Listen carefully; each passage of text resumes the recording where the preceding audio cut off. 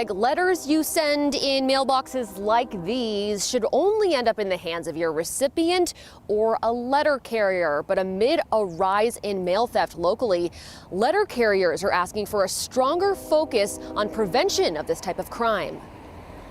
It's a constant. Mail theft is on the rise. Residential, apartments, businesses, they're going after all of them. It's also putting letter carriers in danger. Had a carrier held at gunpoint in Lake City area. In Federal Way also, we had a carrier pull up to a 7-Eleven to go get a drink. When he came out, they broke his windows. He was only in there like 2 minutes. This letter carrier says it didn't used to be like this. Nowadays, it's just weekly. And is hopeful for more oversight. The more people out there keeping an eye on their letter carrier and the mail, yeah, the better. There used to be something called Postal Police. There used to be a police force. When I started, there was one. That the USPS paid for, established in 1970.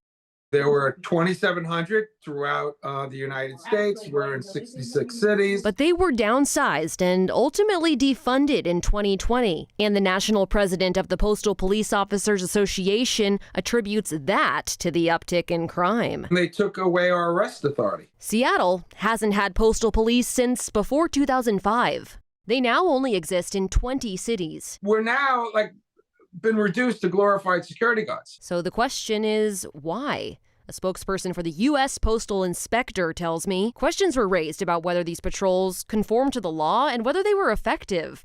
The inspection service already engages in off-site protection of the mail, and our letter carriers conduct surveillance and enforce. But Frank Albergos says the question remains. The Postal Service has a police force. Why isn't it being used?